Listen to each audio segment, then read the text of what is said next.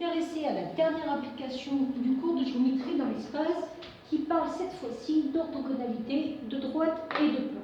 Donc il faut se rappeler un théorème très important que je vais vous redire ici.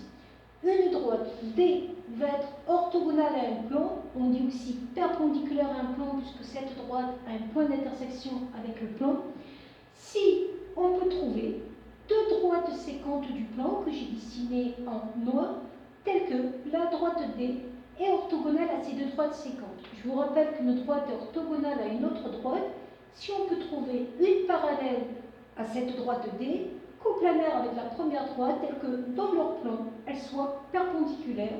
Perpendiculaire, ça veut donc dire qu'elles se touchent. Et dans ce cas, si une droite D est orthogonale à un plan ou perpendiculaire, elle va être orthogonale à toutes les droites du plan. Ça veut dire que si je prends une droite ici dans le plan P, elle sera automatiquement orthogonale à la droite D. Donc ça, c'est ce qu'on va utiliser ici, c'est un théorème très important. Donc je vous pose le problème, on a un tétraèdre trirectangle, tétraèdre 4 côtés en triangle. Trirectangle, ça veut dire que je vais avoir des angles droits sur les bases, en partant de O. Je sais que I est le projeté orthogonal de O sur BC, donc par définition, j'ai un angle droit ici. Je sais que H est le projeté orthogonal de O sur AI, donc par définition, j'ai un angle droit ici. Ma première question est de démontrer que la droite AI est une hauteur du triangle ABC. Je veux donc prouver qu'ici, il y a un angle droit, puisque ces deux droites sont coplanaires. On va faire ça par étapes.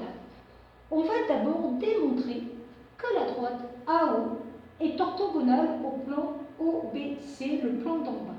Pourquoi? La droite AO, par définition, est orthogonale à OB. La droite AO, par définition, est orthogonale à OC. Les droites OB et OC sont séquentes en O. Le théorème me dit que dans ce cas, la droite AO est orthogonale au plan OBC. Mais si cette droite est orthogonale au plan OBC, elle est donc orthogonale à toutes les droites du plan. Or, la droite BC est bien dans le plan OBC. Ça veut dire que la droite AO va être orthogonale à la droite BC. Donc ça, c'est la première chose qu'on a. La droite AO est orthogonale à la droite BC. Je vais maintenant montrer, grâce à ça, que la droite BC est orthogonale au plan AOI. Parce que quand je vais montrer ça, ça prouvera qu'elle est orthogonale à toutes les droites du plan, et particulièrement à la droite AI. Et ça prouvera donc que j'ai un triangle rectangle ici. Comment on s'y prend exactement de la même façon? La droite AO est orthogonale à BC, c'est ce que je viens de prouver. La droite OI, par définition, est orthogonale à BC, et les droites AO et OI se coupent en O. On a donc deux droites séquentes du plan AOI, toutes les deux orthogonales à BC. Ça veut dire que la droite BC est orthogonale au plan AOI. C'est ce que j'ai marqué ici. Or, la droite AI est dans le plan. Donc, la droite BC est orthogonale à AI. On peut même dire pareil avec les droites AO, OI, OH qui sont dans le plan, qui vont donc être aussi orthogonales à la droite considérée BC. Donc, pour montrer maintenant que OH est perpendiculaire au plan ABC, j'ai besoin du théorème, j'ai besoin de trouver deux droites séquentes du plan ABC qui soient orthogonales à OH. Donc, qu'est-ce que je viens de dire tout à l'heure? BC était orthogonale au plan OAI. OH était une droite du plan OAI.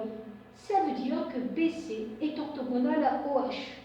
Mais la droite AI est orthogonale aussi à OH par définition, puisqu'on avait fait un projeté orthogonal.